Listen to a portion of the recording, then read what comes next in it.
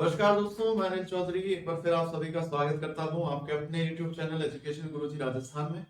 दोस्तों, पिछले कुछ दिनों से पीटीआई की ना तो क्लास हुई है ना कोई एमसीक्यू क्लास हुई है, तो उसके लिए क्षमा चाहूंगा।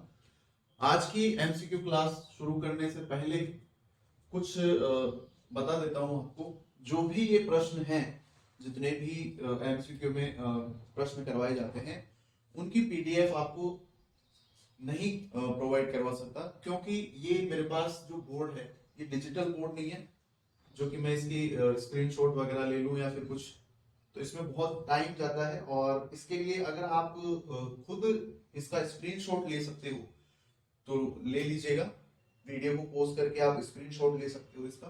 ठीक है, तो शुरू करते हैं। पहला प्रश्न है, फीफा वर्तमान अध्यक्ष कौन है? फीफा के वर्तमान अध्यक्ष, ठीक है। Thomas Bach, S Blatter, Gianni Infantino या वेम्बली रियो। फीफा के वर्तमान अध्यक्ष कौन है? फीफा के वर्तमान अध्यक्ष हैं गियानी इन्फेंटिनो, ठीक है। और अगला प्रश्न देखिए, फीफा वर्ल्ड कप 2022 किसने जीता? अर्जेंटीना ने, ब्राजील ने, अमेरिका ने या फ्रांस ने? तो इसका जो सही उत्तर है वो है अर्जेंटीना ने, ठीक है। जो वर्ल्ड कप 2022 हुआ है फीफा का, वो अर्जेंटीना ने जीता है, जो कि मेसी की, जिसमें मेसी है वो वाली टीम, ठीक है। अगला प्रश्न देखिए, फीफा वर्ल्ड कप 2022 का शुभंकर क्या था?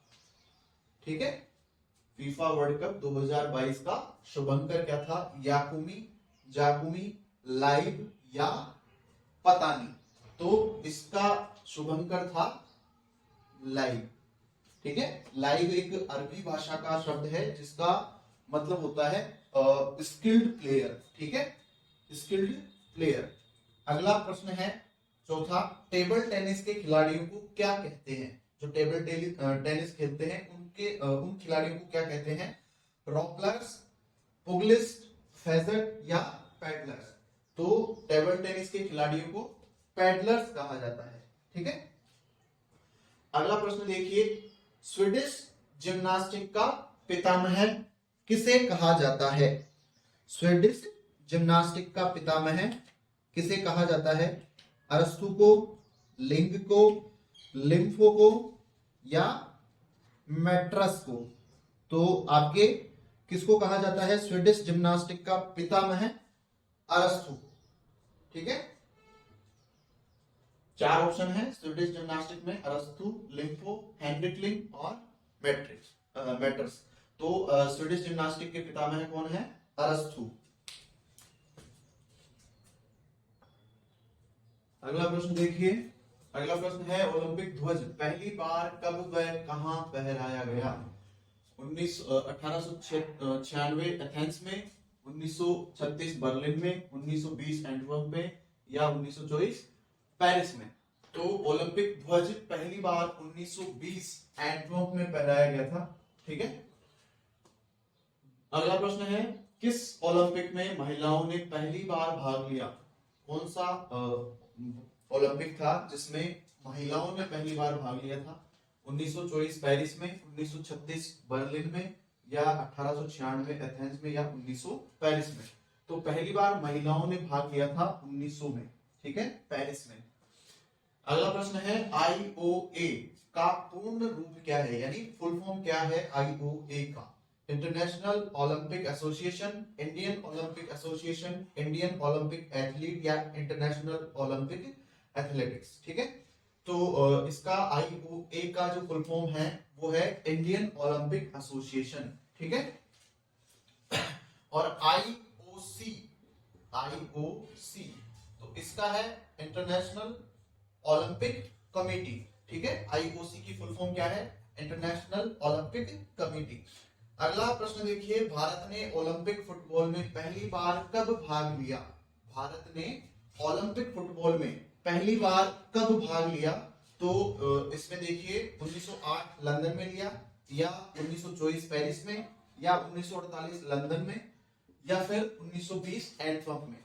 तो भारत ने ओलंपिक फुटबॉल में पहली बार 1948 के अंदर भाग लिया था, ठीक है। अगला प्रश्न देखिए, जानकी पुरस्कार किस खेल से संबंधित है? यानी जानकी पुरस्कार किस खेल में दिया जाता है? क्रिकेट में दिया जाता है, खो खो में दिया जाता है, कबड्डी में दिया जाता है या फुटबॉल में दिया जाता है? तो जानकी पुरस्कार आपके खो खो में दिया जाता है। अगला प्रश्न देखते हैं, अगला प्रश्न देखते हैं, किस ओलंपिक में पहली बार खेल गांव बनाए गए?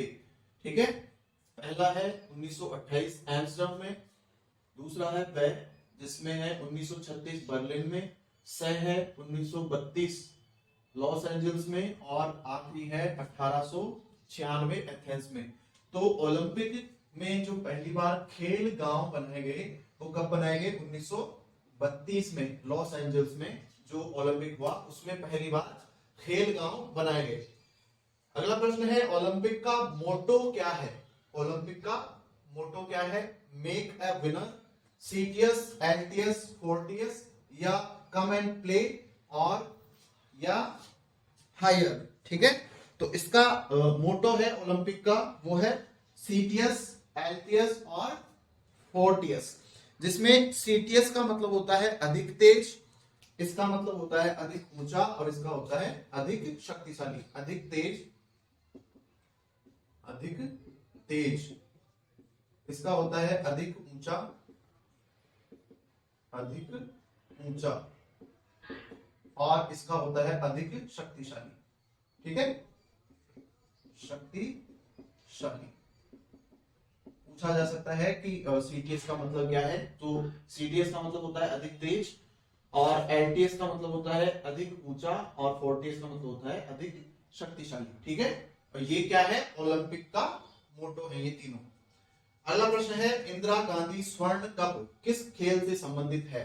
ठीक है, इंदिरा गांधी स्वर्ण कप किस खेल से संबंधित है? कबड्डी से, जूडो से, हॉकी से या क्रिकेट से? तो इंदिरा गांधी स्वर्ण कप आपके हॉकी खेल में दिया जाता है।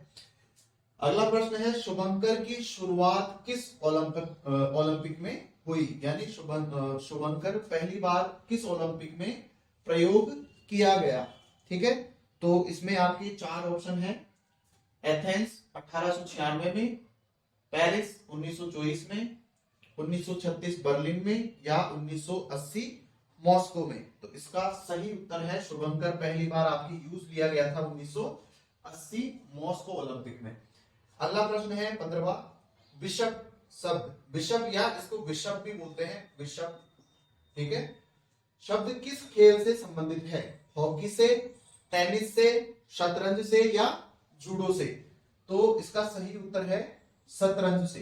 बिशप का मतलब होता है शतरंज से मतलब है इस खेल से।